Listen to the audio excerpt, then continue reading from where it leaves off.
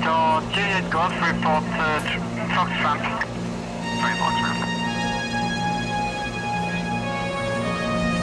Shadow 2421, resume to the runner path and contact 12485.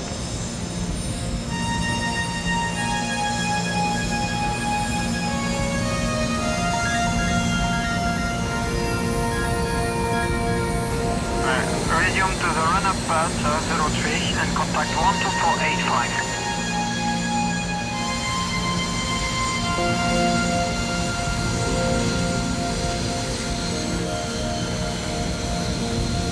Shadow 2 ground. Shadow 2, guys.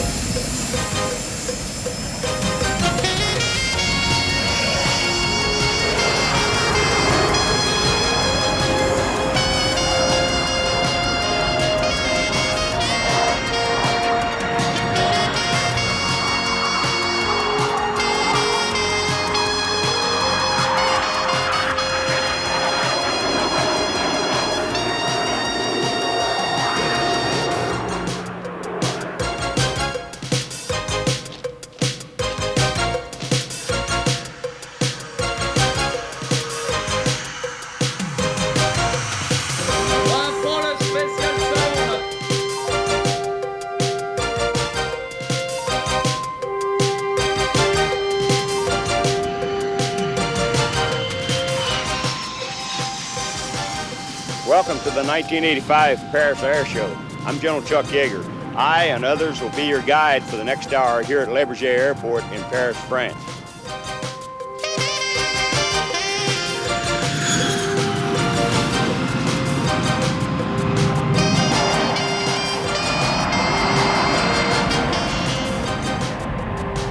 Coming to you from Paris, France, the 1985 Paris Air Show with your host, Chuck Yeager.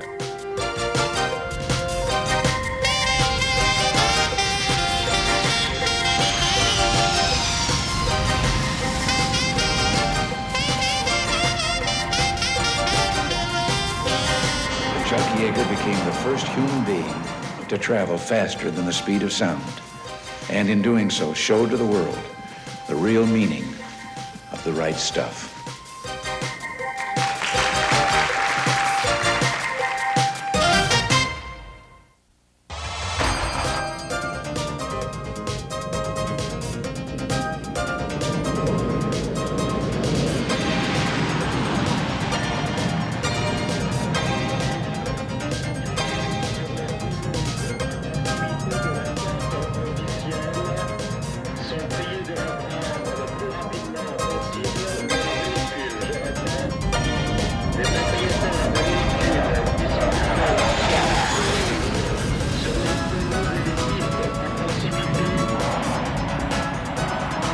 Get a thrill even hearing the word Paris Air Show.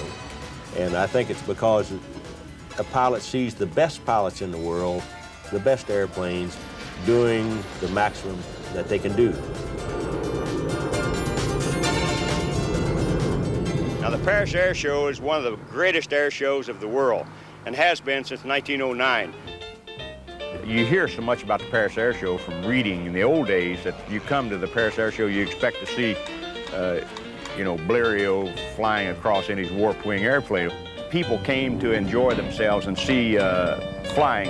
They did a lot of inverted stuff, picking up handkerchiefs off of a string and then picking things up with their wingtip. You can't do that with high-performance airplanes today. It's just too dangerous.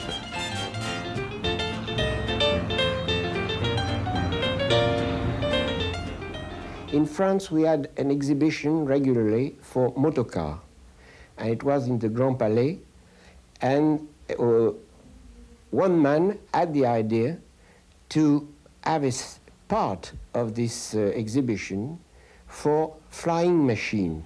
Most were balloon, but there was one or two airplanes at the very beginning.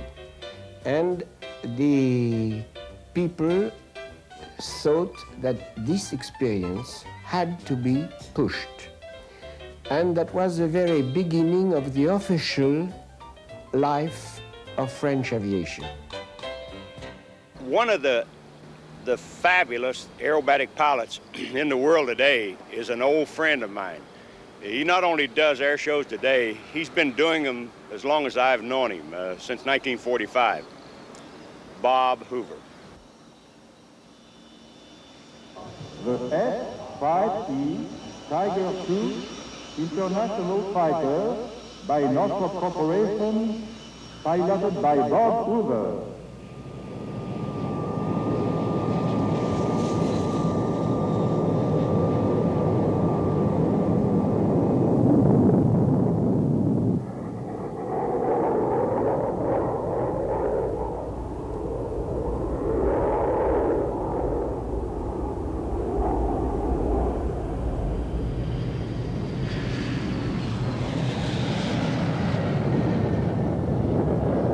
You know, Bob, I've watched you put on a lot of air shows. I'm spending most of my life in the military. I wear a flying suit with a G-suit. You make flying look so easy because you wear a business suit and a Panama hat. You sit up there and drink iced tea, and God, you make that thing look so easy, it's deceiving.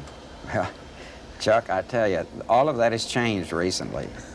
For years, I really wanted to have people think that it was easy. I wanted people to realize that you didn't have to be Superman to fly an airplane. Yeah. And that was my way of trying to get that thought across, that flying isn't really all that difficult, and you can handle it comfortably enough in a business suit.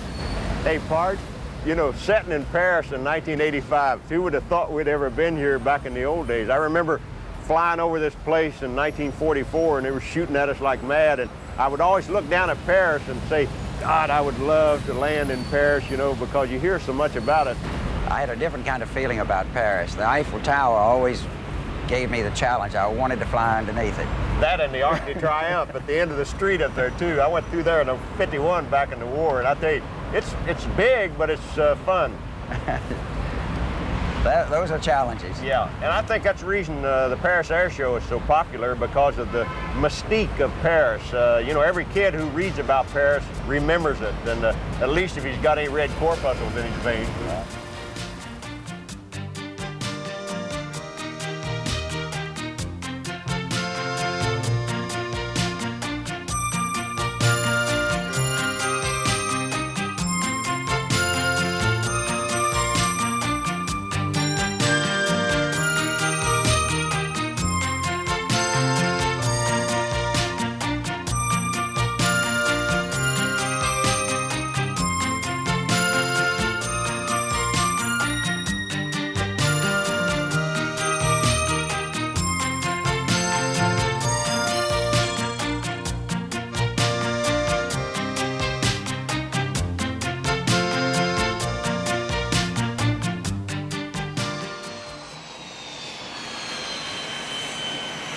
Bob, we've both been to many, many shows all over the world, and you especially have flown in most all of them.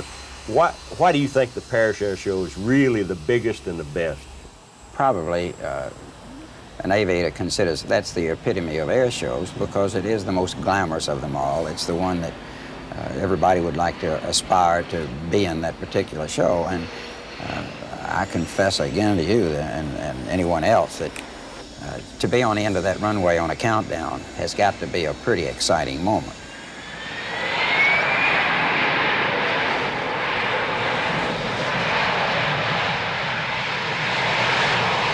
We now not only see high-performance fighters, bombers, helicopters, but now we're getting into the spectrum of airplanes. Helicopters, light planes, sport planes, and the like. Thus far, I've been mentally grading each of the flights I've had an opportunity to watch, and by now we've seen everybody fly at least 2 or 3 times. And I would sum up that the expertise right at the moment appears to me to be the pilot flying the Aeromaki, who does a 5-turn spin and a 0 airspeed stall, whip stall, and straight through. the F-16, and the Mirage 2000. I'd say those three right now are top quality. Yeah, they are. Experts. It's obvious those guys are real professionals.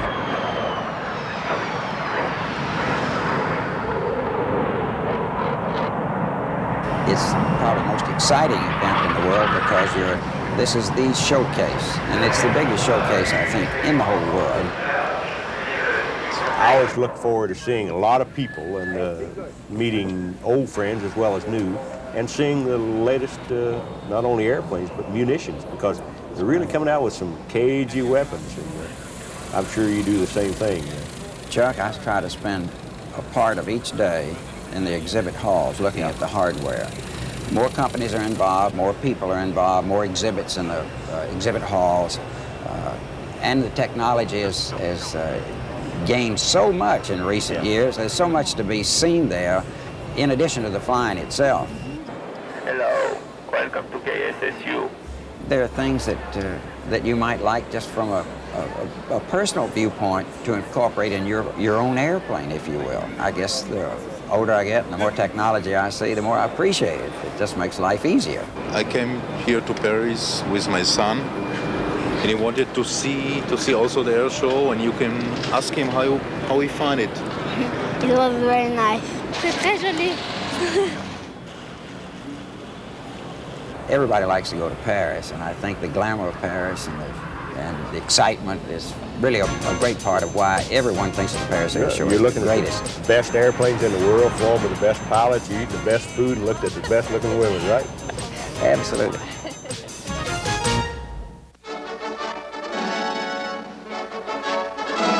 New French jet fighters stage a spectacular opening for Western Europe's greatest air show since World War II in Paris. France shared honors with 13 other nations. The United States Air Force gave Europe's first public demonstration of mid-air jet refueling, while Russia's twin-jet Tupolev airliner was a center of attention. You know, the Paris Air Show has been going on for more than 75 years. I think my first exposure to the Paris Air Show was 1949, and still there was a lot of the character of the early air show days still around in the late 40s, because a lot of the airplanes like the Bucher-Youngmeister, the professional aerobatic airplanes, were still in presence. During the late 40s and early 50s, there were many, many breakthroughs in airplanes design. Like it was very famous to make a sonic boom at an air show in 1950, 51, or 52. That's illegal today because you break a lot of windows. In those days, it was so exciting that people didn't mind a broken window or two. Back in 1949, when the French got into the jet fighter business, there was a company named Dassault, owned by the grand old man Marcel Dassault. You see these airplanes fly here at the Paris Air Show. You know, Mr. Dassault makes good airplanes. I think when they sort of nationalized his company, the old guy kind of killed his soul, cause he ran an awful good outfit, and he made very, very good airplanes. And his early jets, right on through the Mirage 2000 and 4000, are very, very good airplanes. There was a young engineer, the son of Marcel Dassault, who was a brilliant individual. He loved airplanes, and he was very good at designing them. Today, he runs this air show, Serge Dassault. I am in charge of everything. You know, it's like the general say, if if it is a success, everybody will think success for them. But if it does not work, they come to see me. There were 34 countries and more than 1,000 companies here. And they come because I think they think they will do business. And they're happy to come because they have a lot of contact with a lot of people. Good chalet, good place. And Paris also is interesting. And they are happy to come, and I think they make a lot of talk and prepare contract. I'm representing an Italian company selling ultralight airplanes. Very light airplanes, right? Yeah. So we're here to see what's going on, the latest models, and just take a look at new planes. Now I'm a pilot. I fly for the Indian Air Force, and I fly this aircraft, the Mirage 2000. And you must have seen it today. It is a fabulous aircraft. It's a pleasure flying it. It is.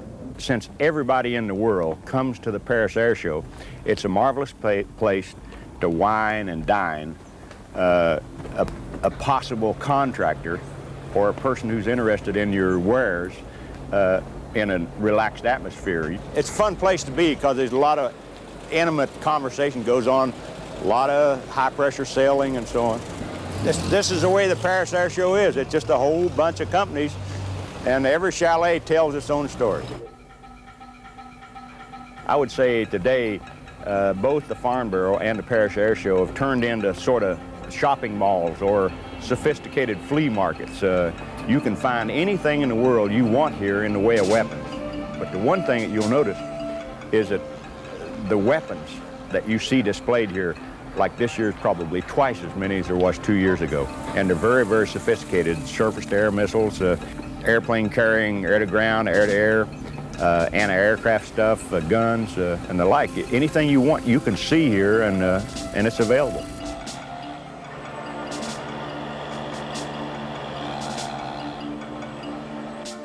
France opens her 25th annual air show by unveiling some radical craft.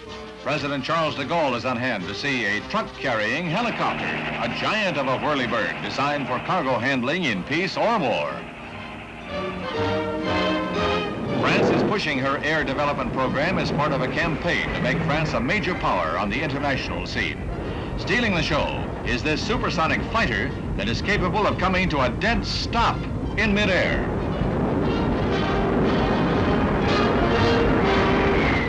The International Air Show at Le Bourget Field outside of Paris offers the latest designs in aircraft that have passed the drawing board stage. Sometimes, so rapid is aviation's progress, that planes like this French Mirage become obsolete before they have their first trial flight. All 7 of the major plane manufacturing nations are represented, for this show is primarily a display window for a sale of their products. We've been talking about the Paris Air Show and how, you know, you sell aircraft. I think the F-16A is a good example. Neil Anderson, who's probably one of the best high-performance air show pilots who's ever flown at either here or Farnborough, demonstrated the F-16A back in 1975, and this initiated a NATO interest in the airplane. And Neil, how did that come about? Well, we flew this airplane in competition with a French Mirage airplane, a French Mirage F-1E, which is an F-1 airplane with a Snecma engine in it, and the Swedish Viggen airplane, Viggen meaning Thunderbolt airplane. The 3 airplanes, especially in the media world, were classed against each other to make a competition. The competition termination being considered the sale of the century or the arms deal of the century. General Dynamics and the F-16 won the competition. The nations bought the airplane. We're talking about approximately 1,000 airplanes. If you look at each airplane costing $10 million apiece, that's $10 billion. Neil probably really is responsible for selling this airplane because he's a highly skilled pilot. And talking about pilots operating in the Paris Air Show, Neil, you know, we talk about safety and staying on the line and minimum altitude. But you really made this airplane talk that year and also a year before last. So. Well, air show flying is different from the world you and I live in of test flying. And it's imperative that you demonstrate the maneuverability and the acceleration of your airplane, but it's also imperative that you demonstrate the safety of your airplane and keep it out of the dirt.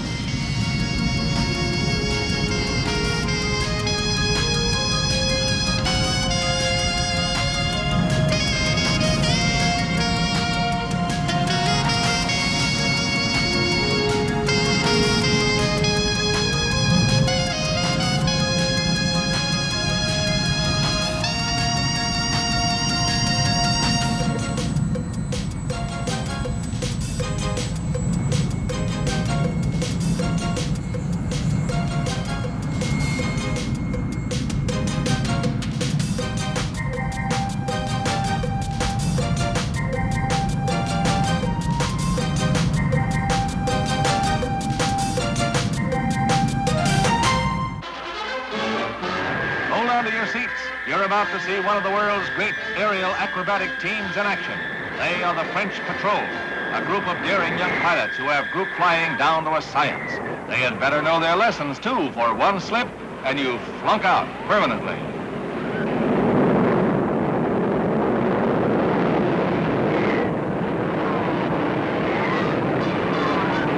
Flying standard French Air Force fighters, their tight formations bring wingtips only 3 feet apart. So you think it's tough driving in heavy traffic, eh?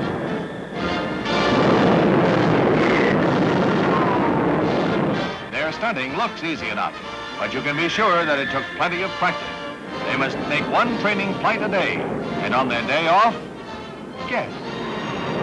In the old days, I think much more than today, we used to have large gaggles or large formations putting on air shows, like last year at the Farnborough show. Certain countries become famous, like the Italians and the Red Devils and the Snowbirds from Canada and the Thunderbirds and the Blue Angels from the U.S.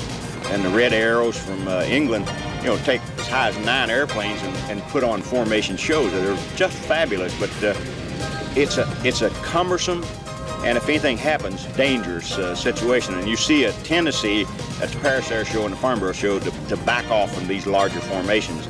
And it's a shame because they were real appealing to the public. I think the supervisory personnel who pick the pilots to participate in the Paris Air Show don't pick wild pilots. They pick very stable, mature guys that really know what they're doing with their airplanes and will stay within their own capabilities. So.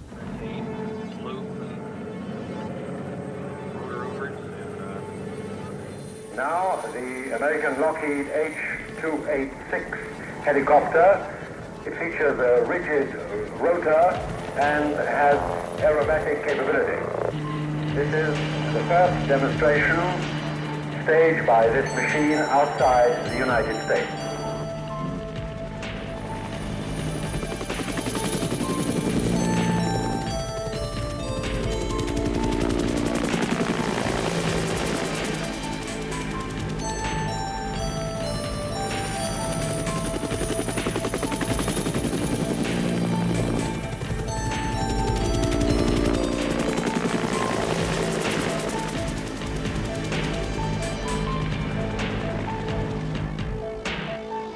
When we talked to Neil Anderson and the F-16A, General Dynamics has been demonstrating the F-16C, the latest of their production fighters. And we got a younger guy here, Kevin Dwyer, sort of doing today what Neil did 10 years ago. Kevin, how you like flying the C? I've enjoyed it very much. It's quite an airplane. How'd you learn to do air show work? Well, we, obviously to get ready for the show, we spent several weeks working out our routine, practicing, using the same safety rules that we expected to work with here at Paris. One of the things that we try to demonstrate with the airplane is the kind of maneuvers that any Air Force pilot can do and would be able to do with the airplane after probably 3 or 4 checkout flights. It's that kind of an airplane, very friendly to the pilot. He can get anything he wants very quickly.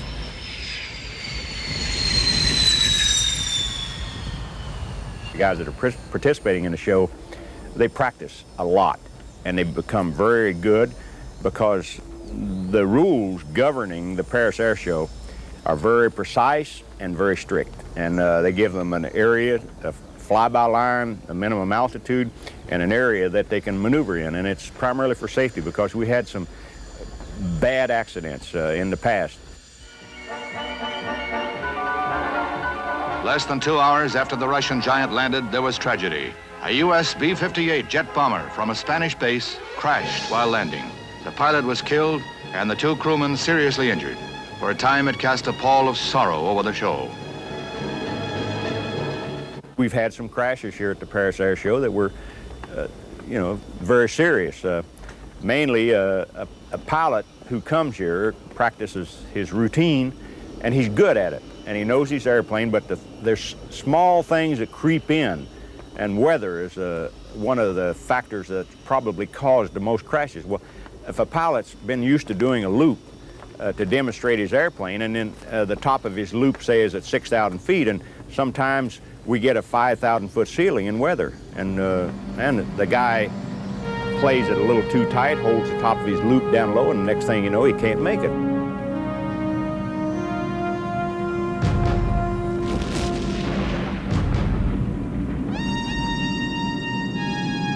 Most of the time, it's a pilot error, and in fact, that's true in most all accidents all over the world. It's about 75% human error involved, either maintenance or pilot or the like. We say you don't learn from an accident because you're only allowed one. That's it. So, but the guys normally, that's what makes the better pilots here at the Paris Air Show, the guys who have experience and stay within their capability and the capability of their airplane. That, you know, leads to who succeeds in Paris Air Show. You know, like Bob Hoover. Bob always leaves himself a way out, and he plays the margin. And he doesn't get too close to it because he knows what can happen. Both you and I were trained as test pilots, and you've gone on to be one of the most famous of aerobatic pilots. And I think a real good demonstration pilot is a guy who has a background in testing. It doesn't necessarily make them the world's greatest demonstration pilot, because some people have ground shyness, and you can test an airplane, as you and I know so well, at altitude, and you've got plenty of breathing room, air underneath you for recovery. But when you start playing the deck, there's very little margin for error. You're out there demonstrating an airplane, you got a lot of pressure on you, and you're not aware that some other government is taking a close look at that product simply because of the way you're demonstrating. The way you're flying displays that airplane determines whether or not they want it in their arsenal. The stress and the pressure that's on the professional pilot who's demonstrating in the Paris Air Show is enormous in that, first of all, there's a lot at stake. It costs perhaps $1 million or $2 million just to get that particular airplane entered in the Paris Air Show. And the thing you want to do as a demonstration pilot is to make it look better than any of the competition. And in order to do that, that means that you have to put some rabbits up the sleeve, if you will, to make it look good. And you do anything and everything to make that airplane a winner.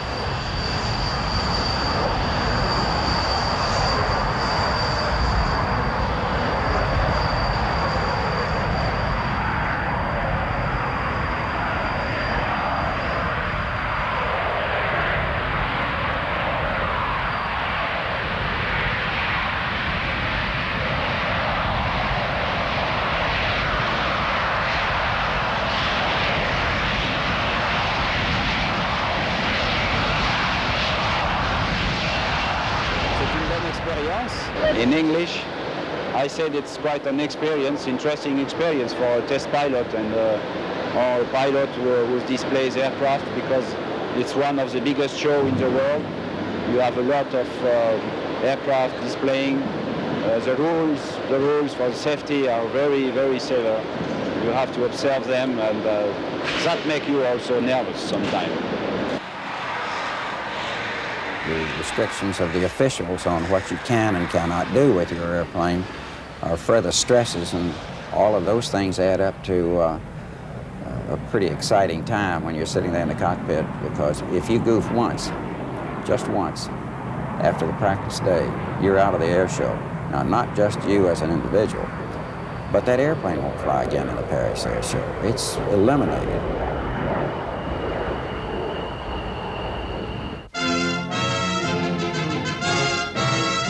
The Russians scored a propaganda clue at the International Air Show in Paris, but the U.S. came right back by showing two aces. President Johnson's plane arrives at Le Bourget Airport with Vice President Humphrey and astronauts McDivitt and White aboard. The space twins were asked to make the trip by the president in an obvious move to offset the Russian display at the show. The Soviets had flown in the world's largest plane, a craft that had caught the attention of the crowds. Now, however, the presence of the Gemini twins is causing plenty of comment, and they steal the show at the French Air Industry Association luncheon. On hand is Yuri Gagarin, the first man in space, and he is engulfed by autograph seekers, but so are the Americans. McDivitt comments that this is harder work than piloting Gemini 4 around the world. The Gemini twins came, saw, and conquered at the Paris Air Show. You get a lot of international politics involved in an air show like the Paris Air Show, of course, and with the international politics involved and a lot of competition, sometimes guys just overstress or over-G their aircraft, and then you have an accident. Now taking off, the Russian Tu-144 supersonic transport by Tupelo.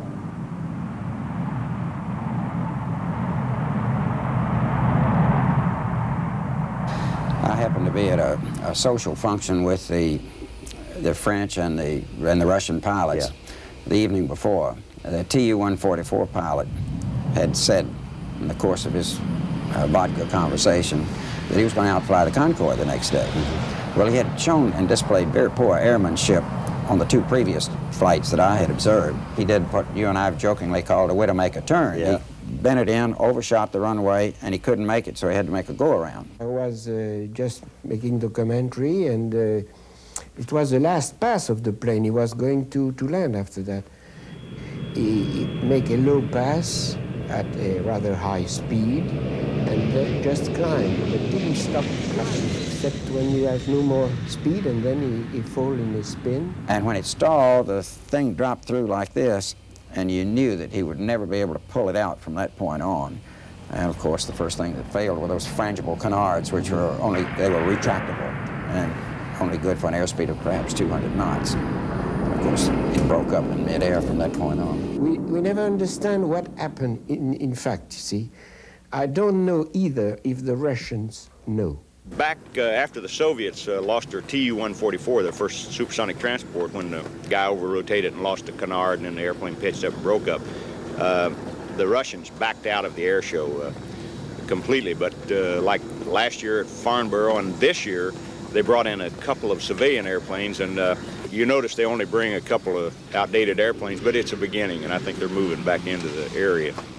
Now taking off, the Soviet aircraft Antonov's AN-124 Ruslan transport, never before seen in the West.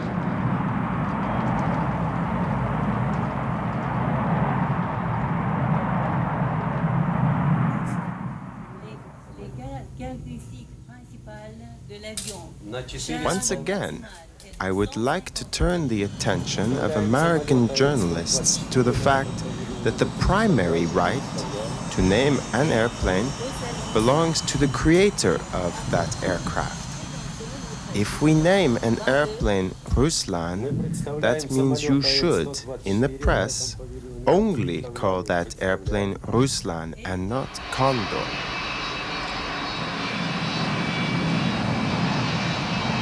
The Soviets are realizing unless they establish a conversation or a dialogue with the Western world, they're not going to be able to compete commercially in space, and that's the tendency of both China, the United States, France, and the Soviet Union is to start commercializing space, because it's a long ways away, and they realize that they've got to start participating in shows like the Paris Air Show, or they're going to be left behind. America and Europe, we must work together, and we must work on this space program, on all these things. They are very interesting and very good for us, for our children, and for our country too. The USA Pavilion this year has 100 companies involved in a theme we call internationalization of the aerospace industry. Our building is a separate building, and we've had special kinds of efforts taken in the security in that regard, because there were, over the last 3 or 4 years, there have been significant increase in terrorist activities throughout Europe.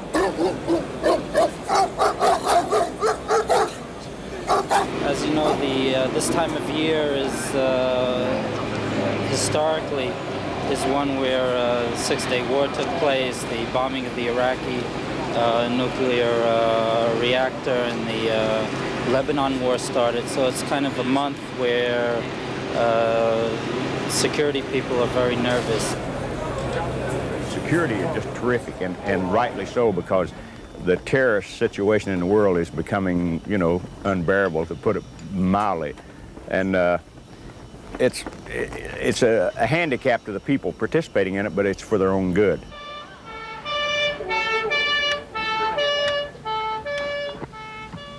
we have, I should say, at each salon, international features, really things that people are coming to look at, see.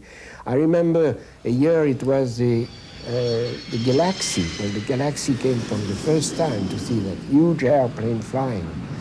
Another time it was your man who flew with just rockets in his pocket. There's a demonstration of the U.S. rocket-borne infantryman, like something out of the pages of science fiction. A self-propelled soldier can leap 60 feet in the air and travel over obstructions at 80 miles an hour. The possibilities of this device are unlimited, but we'll just look. You know, look before you leap. The Paris Air Show is an impressive record of man's progress in the air and in space itself.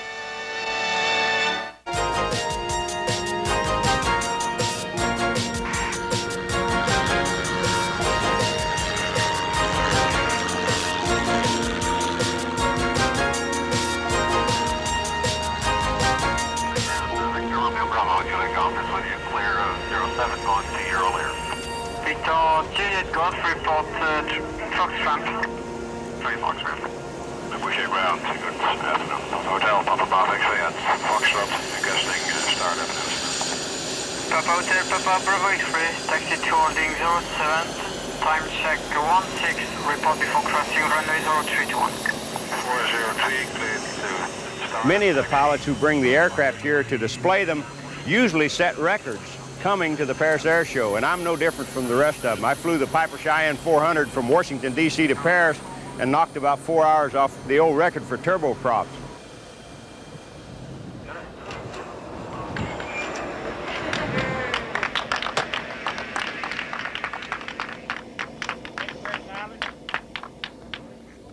My first flight in an airplane, of course, was in 1942 when I was in the Air Force and the crew chief. Not as pilot, I just rode as a passenger in the airplane, and I didn't notice, you know, I got sick as most pilots do, or most people do in an airplane, and my first flight in an airplane was when I went into primary school in the summer of '42, and my first solo, I think, was a thrill. Then I began to realize that flying could be fun. And that's the way it is even today. I don't notice a lot of difference today flying the F-20 or an ultralight. There isn't an awful lot of difference between what it was, you know, 43 or 44 years ago.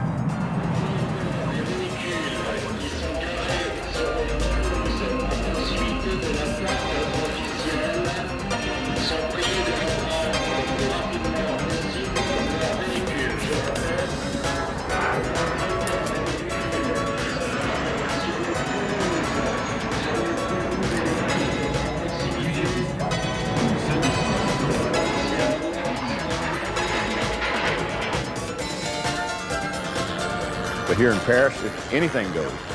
You see them make a lot of mistakes that may have happened 35, 40 years ago, you know, trying new ideas. And it's funny, if you watch these things happen, we use the expression, you see somebody trying to reinvent the wheel again. And it's interesting because then you see some guy with an idea in an airplane, a design or concept, and 2 years later at the next Paris Air Show, it ain't there, you know, because it didn't work.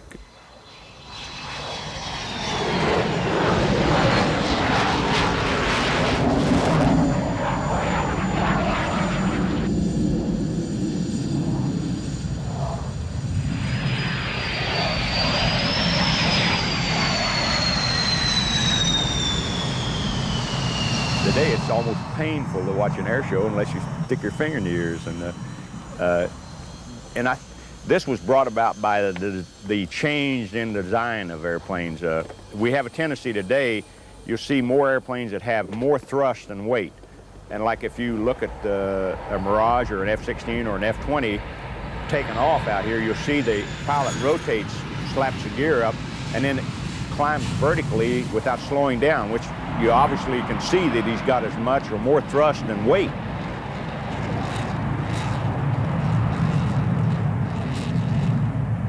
This leads into how valid is a demonstration here at the Paris Air Show. It really isn't very valid because a pilot puts on a 6-minute show. He puts 8 minutes of fuel in his airplane. He takes the gun out, the ammo out, and everything that's weight in his airplane so that the airplane performs. So really what you're seeing isn't, you know, what you get when you hang weapons on an airplane. And they'll go so far as even hang bombs and missiles, but if you look at those bombs and missiles, they're the case only with nothing in them. The object is to keep your airplane as light as possible because you can demonstrate it better.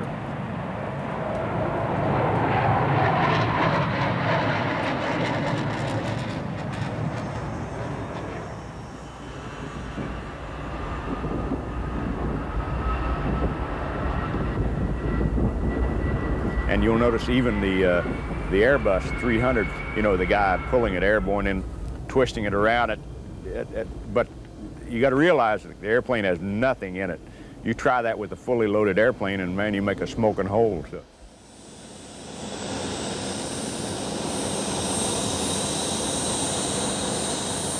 A lot of the French pilots used to live and breathe for the Paris Air Show, and a lot of them have, you know, passed on. You don't see him, but old Pard Hoover's still around plugging away. Incidentally, Bob Hoover is a veteran of 59 combat missions in World War II and is a graduate of both the Air Force and Navy test pilot schools.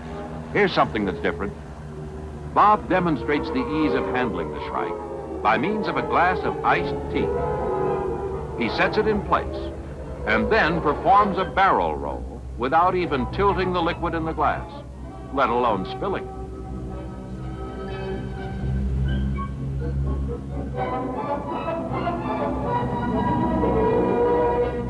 Then Bob decides that if you can do that, why not pour a glass of tea during a roll?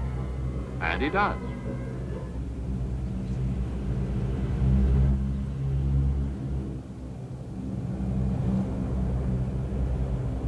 You know, Bob, the evolution of equipment and the type of flying that we've seen at the Paris Air Shows, even before our days, you know, we look at film sometimes, has changed a great deal. And now we get very high-performance fighters with fly-by-wire flight control systems, computer-operated, and very sophisticated vertical takeoff and landing aircraft, variable swept wings. All these things come about, and I'm really happy to be involved, as I'm sure you are, because, hell, we've been flying for 45 years together almost. That's really true, and I guess if anyone wanted to talk about survival, they're probably looking at two of the greatest survivors. If there's any clue to fame that you and I have, it is that we are survivors. Yeah. Well, I tell you, Bob, you and I have been around a long time. We've operated, and we've survived a lot. I always operated with a policy, said never let them name a street at Edwards after you, and never let a pathologist examine you, right?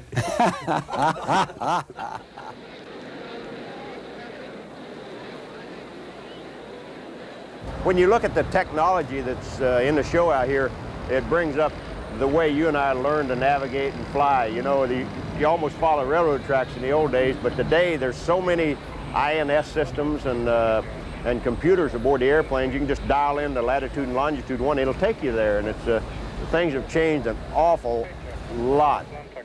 Landing lights on. Weather checks complete.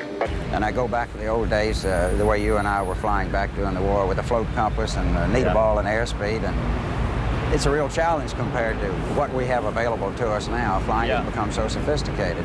It actually makes a fighter pilot 10 times more effective today, the technology does, as it did in the old days when we were flying more or less by instinct.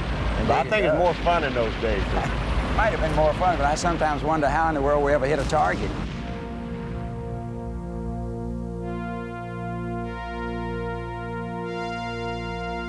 Believe it or not, it's not a lot different than it was back in 42, 43 when we first started flying. It's still, you connect that pilot to the airplane and man, he makes it talk.